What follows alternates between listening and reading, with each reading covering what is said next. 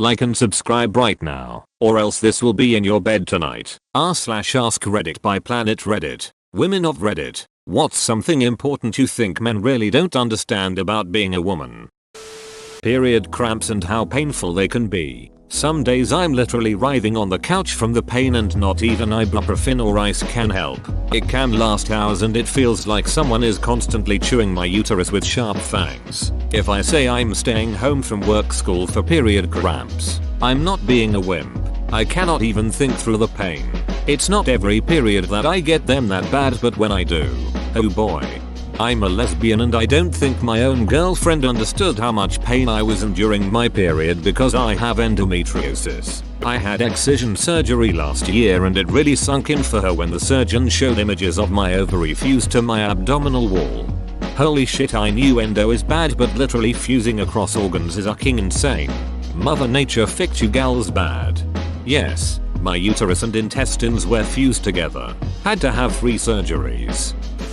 That the threat of being physically overpowered feels very real, not just in the context of being sexually indulted, but in general. The lingering feeling that if this dude really wanted to, he could kill me with his bare hands. I guess this could be gender non-specific, but being generally on edge and female doesn't help with the sizing people up in case they try to lunge at me or something issue. Just being smaller than anyone sort of puts me on edge, and I've heard from other women they have similar thoughts.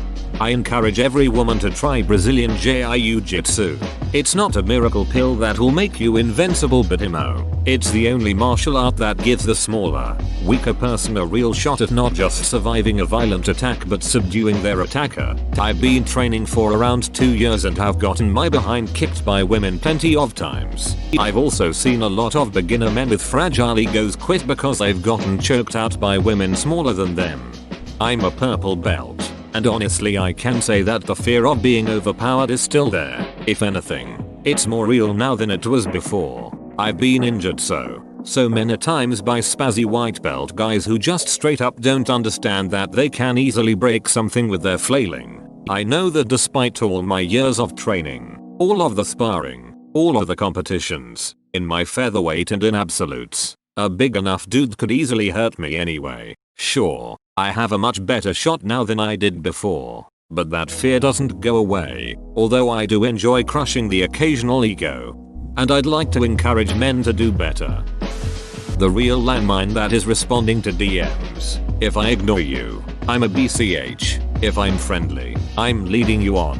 If I tell you I'm married right off the bat, I'm conceited for assuming that you were trying to flirt with me, even if you very clearly were.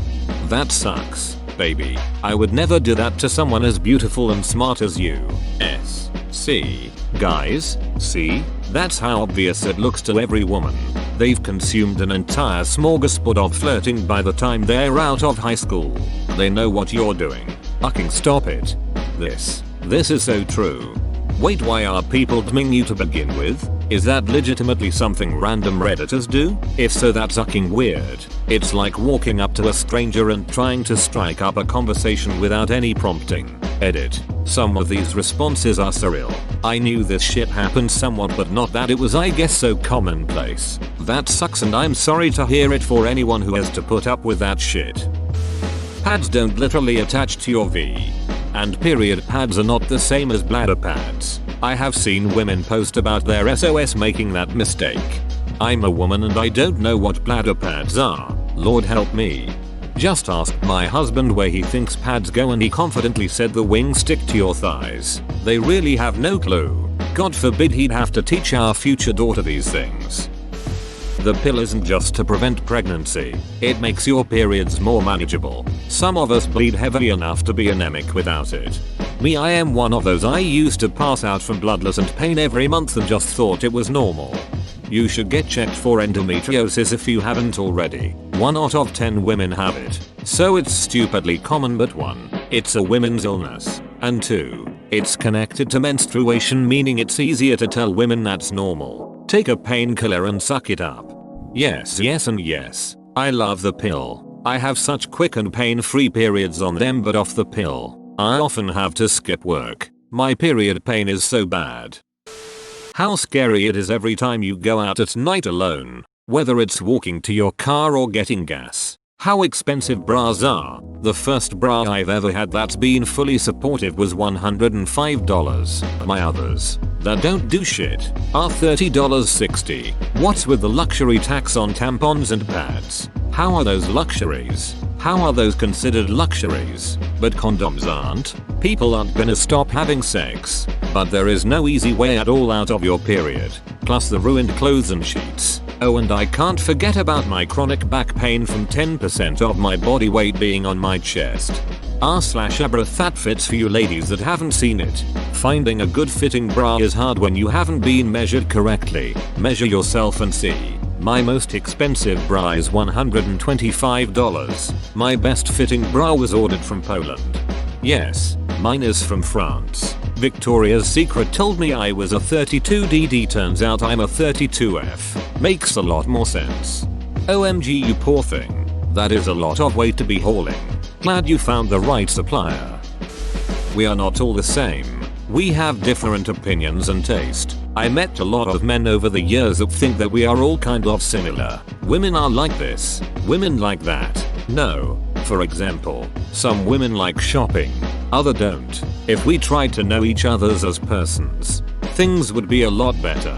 This. I get so fucking mad when I hear the stereotype women are bad with money. Why no, dipshits? Some women can't budget and some can. I feel that this stereotype doesn't apply in Asia, but I have heard of it a lot, and it was said to me even by women. The one that gets me every time is, how are you that good with directions? Women usually get lost. From what I understand in several Asian households, I know for Koreans and the husbands hand their paychecks to their wives and the wives handle the household finances. How often we are called a BCH for turning down someone's advances. Or which I've never understood. Or just how scary it can be to be hit on by a stranger. How will he react when I turn him down? Will I get a polite I understand, or is he going to literally murder me? Yup, I mentioned this in a longer answer above. But when men hit on me in public and I calmly, neutrally decline their advances, over 90% of the time their reaction is anger, sometimes accompanied by threats, or following me. It is just not fair. Walking alone in the dark and being yelled at by a group of men. Doesn't have to be in the dark, and doesn't have to be yelling, just staring or walking behind. Or followed in a car. In my college years I had someone follow me on side streets. My car couldn't handle the freeway, so I took a long route home. For almost 20 miles. Instead of going home, I parked in the police station down the street from my house and the guy following me drove away. One of the scariest nights of my life. Or walking alone and having a man follow you. We are not your mom. You can cook and clean. Your balls will not automatically shrivel up. Yes, if you live here, eat half the food, take half the showers, weigh half the clothes, you should be helping out. The home is not strictly the woman's domain like you're just a guest there. I don't call it helping either. My ex got drunk on my birthday and forgot about it. Then later when I told him I was upset, he tried to say that he vacuumed and cooked me dinner, scrambled eggs, and that he'd done that to make my day special. No, dude. Cooking and doing chores does not get you extra brownie points. That's the minimum that you should be doing as a roommate partner. Needless to say, him getting mad at me for telling him my feelings was the last straw. Broke up with him 2 days later and made him move out.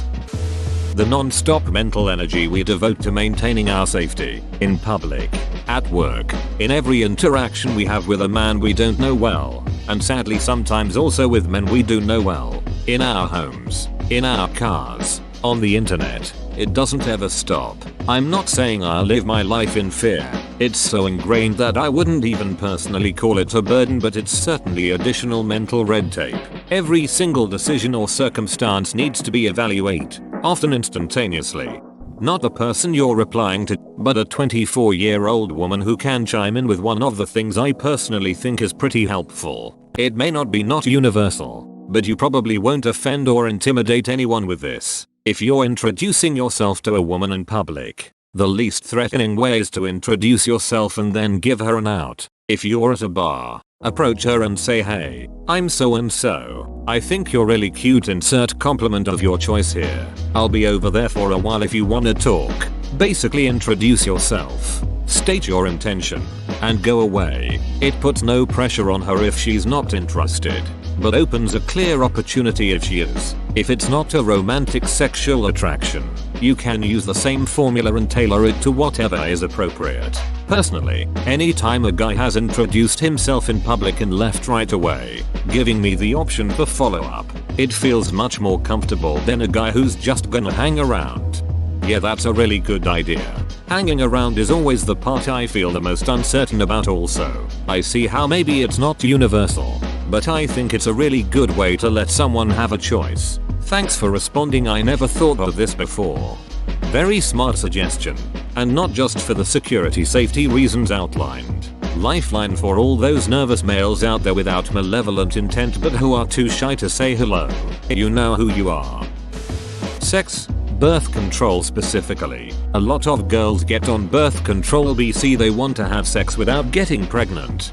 Birth control ucks up your body sometimes. I was on it for 10 years and for a while I had to deal with weight gain, bloating, acne, edema, irregular periods, and dryness in my V, which made sex painful unless I had lube, and that's not even close to all of it. BTW if a girl suggests lube, don't take that as an offense. My BC never lubed me up enough, even if I was turned on. Guys don't even acknowledge the struggle birth control side effects can have on a woman, not to mention the health effects. Money. Birth control can be very expensive, much more than condoms and other male birth control, and time. Taking it every day at the exact same time that it requires to be on it. All they see is sex without a condom. Yay, I don't need to buy them anymore. Guys can just slap a half-ass damaged condom in their wallet and call it a day. OFC the woman chose to be on BC, and sometimes it's for other dilemmas, but the fact that guys will never have to go through this, and the fact that they will be able to get more pleasure out of the woman's expense is something they won't ever understand. God, this annoys me to no end. I hooked up with a guy once a couple years ago, but we didn't have sex because he didn't have a condom. Later he asked me why I wasn't on birth control. I was flabbergasted. Like, oh, I don't know. 1, I don't want to take it because of the side effects. 2, I wasn't seeing anyone prior to this one encounter so pregnancy was never an issue. And 3, yuck off and carry condoms because you're just as responsible, yuck. I didn't go out with him again. I stopped taking BC because of the effects it took onto my body. Many girls don't take it because of the side effects. Guys usually don't like condoms because they can't feel as much, but I rather they use a damn condom that's in good condition instead of me losing hair and being moody 24/7. Not to mention the amount of money I'd save. Half the guys I can't even find the yucking clit, and when I tell them, their egos get hurt. I feel like a woman's pleasure should be equal to theirs when having sex, not one above the other. And frankly, sex is usually in favor of the guy, in my situations. The guts it takes to open up about being sexually harassed. Not saying guys don't go through sexual harassment. It's just that I find that when I've opened about past experiences, it goes in one ear and out the other. Or people don't want to believe you, which is heartbreaking. Or they do believe you but think you're conceited for telling them how many times you've been hit on. Yes, there are so many cases where they say that the victim was asking for it. Like, no, you just have no self-control and you're the bad guy here. How often we're silenced, shut down, or just never taken seriously. Whenever we seek medical attention, we're told it's just our cycle and get sent home with Midol. Whenever we speak up in the workplace, we're told we are being too bitchy. Whenever we try to seek justice for being behandled, our characters get eviscerated in court. Even here on Reddit, users will flock in droves to scream not all men if a woman opens up about being behandled by a man. All to deliberately divert the conversation away from very real issues that women across the world have to deal with. If I had $1 for every time I've been told to calm down when I'm right and frustrated that no one is taking what I'm saying seriously. Or don't interrupt me when I'm talking. Well, if you would just take a breath and let me speak, I could clear this whole thing up and end this miserable interaction in about 5 words. I love the men in my life right now. They're amazing people.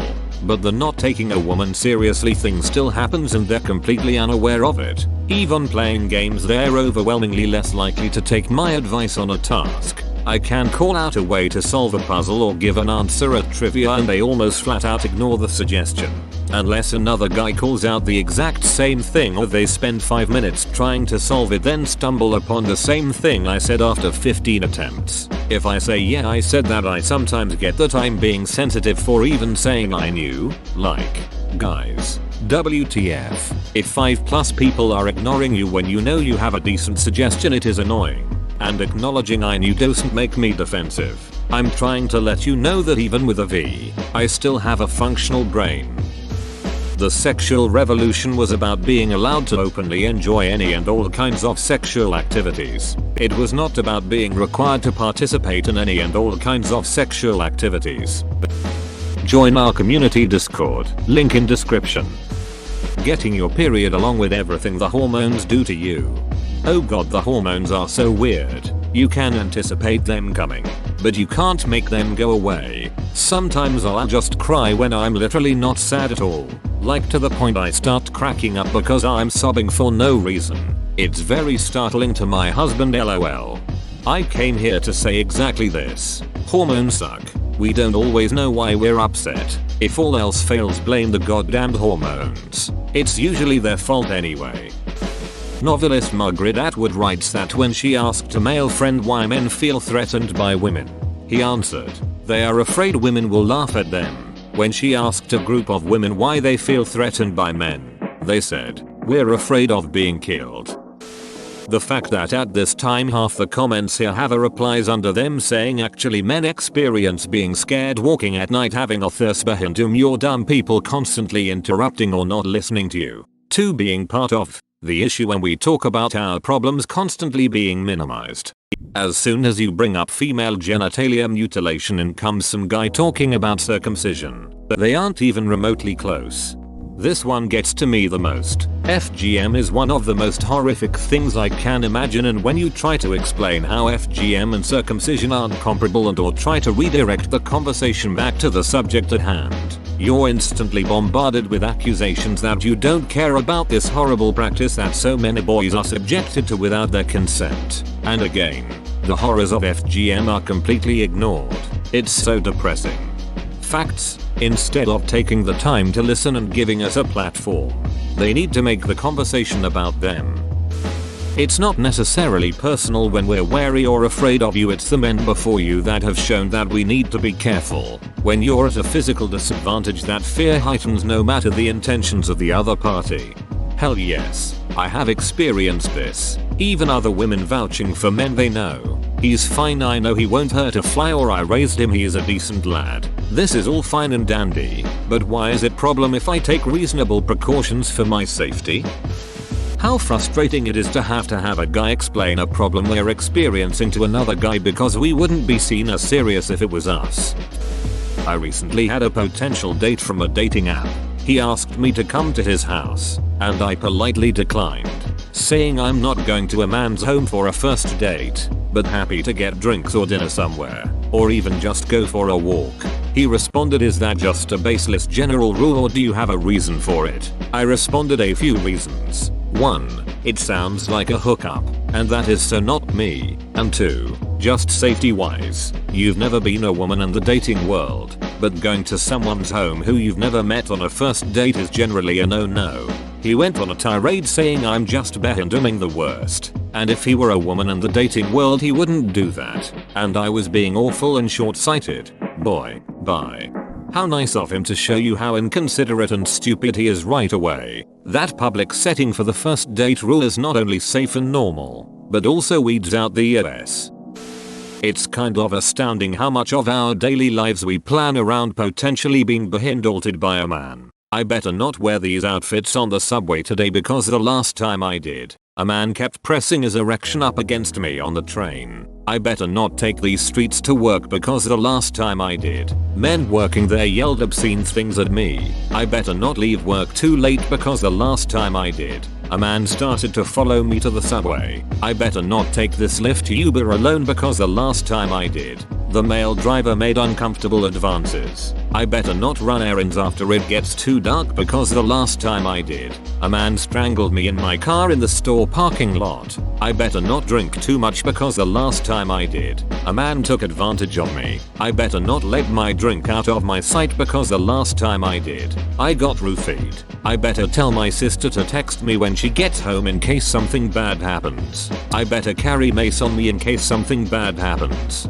I better hold my keys in between my fingers when walking alone in case something bad happens. These are things I have to tell myself daily. Not that men don't have things to worry about, but they honestly have no idea. I'm tired of constantly living in fear. I'm so tired. I'm tired of constantly living in fear. I'm so tired. Me too. I just want a break. Having big OS sucks. Okay, yeah, they're squishy, sure, and you can bury your face in them because for whatever reason you enjoy doing that, but from my personal experience, they are a goddamned nuisance. It's starting from when I was a kid. Boys used to try to throw shit down my shirts. It became such a big problem that the principal got involved, and that was humiliating. Then in high school my best friend and I were called the DD twins. That was fucking annoying. Then also in high school I went to get my nails done at some nail salon and the two lady owners wouldn't stop grabbing them. They also didn't speak English well, so I DKWTF they were doing. Again in high school I was top student and won an award. My parents showed up to watch me walk across the stage to accept it, and last minute the principal told me I couldn't go get my award because of my outfit. Meanwhile other girls were wearing spaghetti straps. My mom confronted the principal and he admitted it was because the shirt made my OS look too big. WTF. Also, I have to wear 2 sports bras to do any exercise. After 2 kids that were near suffocated while breastfeeding, my OS now practically touch my knees. I can't ever find clothing that fits over my OS and isn't a tent everywhere else. The hurt after I take my bra off. If I lay on my back they touch my chin and that's an awful feeling. The list could go on forever. Seriously, they suck. Just because we enjoy having sex and talking about it doesn't mean we want to do those things with you. Some guys see it as an invitation to be creepy when you mention anything remotely sexual. Just because penetration is enough to get you off doesn't mean it's enough to get us off.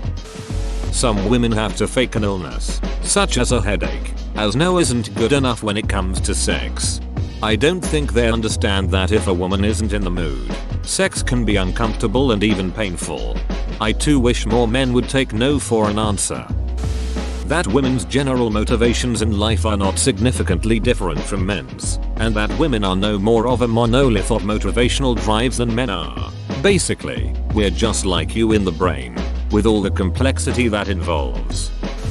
Just how much pressure is on us when we have a family. I feel like a lot of men think women should be the ones to do majority of housework, cooking and raising kids. It's a lot of pressure and women need breaks from it all too.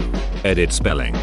During lockdown my pregnant friend worked from home full time while trying to homeschool her 6-year-old. She was stressed the F out with the teachers emailing her and she just couldn't keep up with it all. Her husband was furloughed so he was home and caught up on a lot of sleep. I wanted to stab him, I swear. How catcalling is so uncomfortable. When a man or several start whistling and shouting at me from across the street, I feel so unsafe, especially being by myself. It's not a compliment. Like my body is not for you to comment on just because I exist. Thanks for watching. Subscribe for 3 videos a day.